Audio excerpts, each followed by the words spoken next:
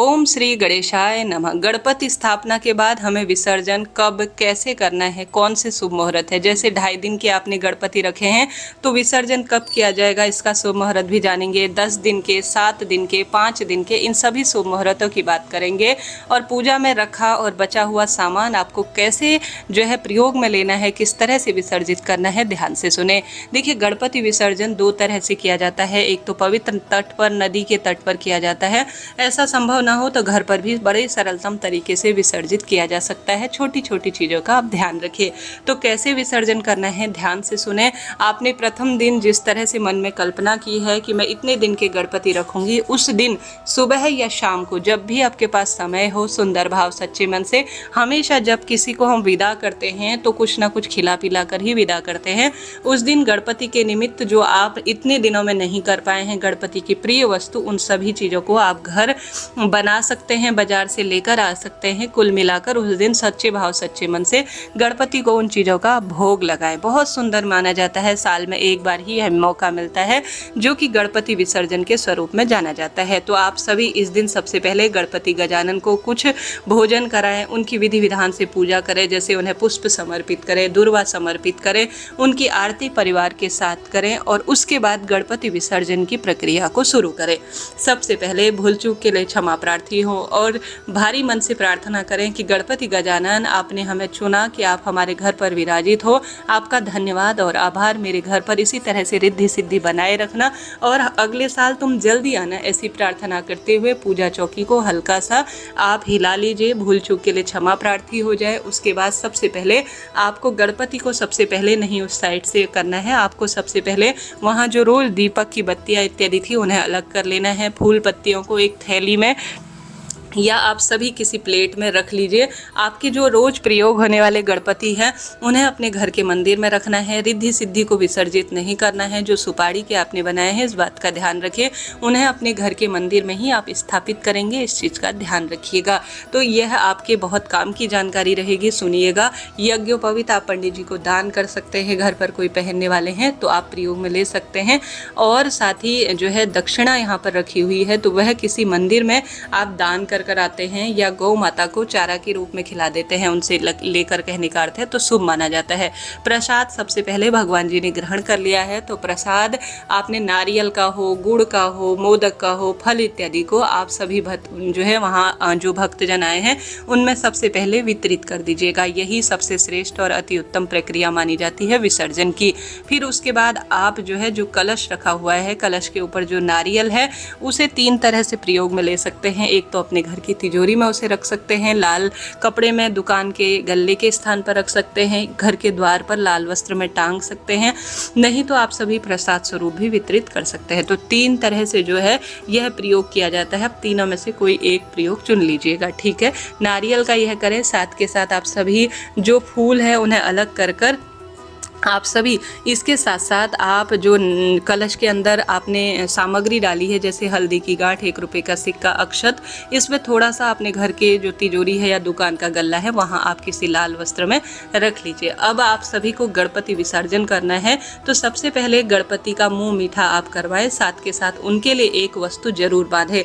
जैसे कोई भी पान का पत्ता है या आप केले का पत्ता ले सकते हैं या पीला वस्त्र ले सकते हैं। उसमें दही, चिवड़ा, बताशा, लड्डू, हम जब किसी को विदा करते हैं तो हमेशा उनके साथ कोई वस्तु देते हैं। आप रास्ते में खाइएगा, ऐसी प्रार्थना करते हुए।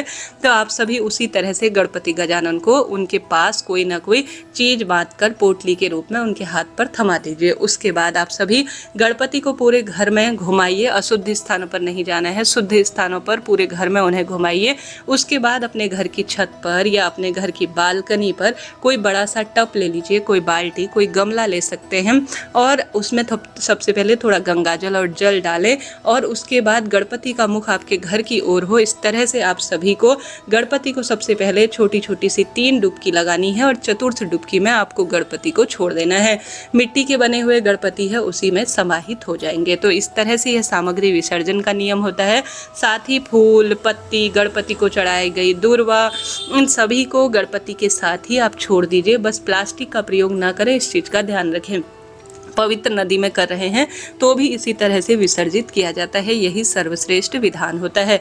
पूजा चौकी में कोई कलश आपने रखा हुआ है तो उसका जल घर में छिड़काव कर दीजिए।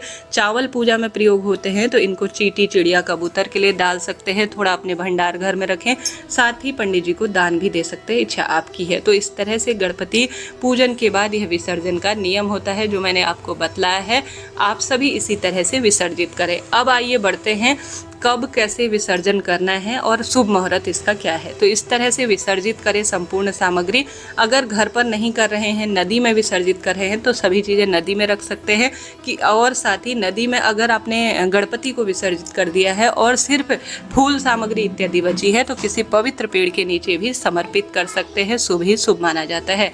इन नियमों का ध्यान रखें तभी आपका जीवन सार्थक होगा। गणपति को चढ़ाई गई दुर्वा एक आप लेकर उसे अपने घर की तिजोरी या दुकान के गले में भी जरूर रखिए। यह बहुत सुखद अनुभूति होती है जो कि अपने आप में अद्भुत है। अब बढ़ते हैं गणपति विसर्जन के कौन से शुभ मुहूर्त है। अनंत चतुर्दशी 6 सितंबर को है और इस दिन शनिवार रहेगा। स्क्रीन पर आप देख पा रहे हैं कि गणपति विसर्जन का कौन सा शुभ मुहूर्त है।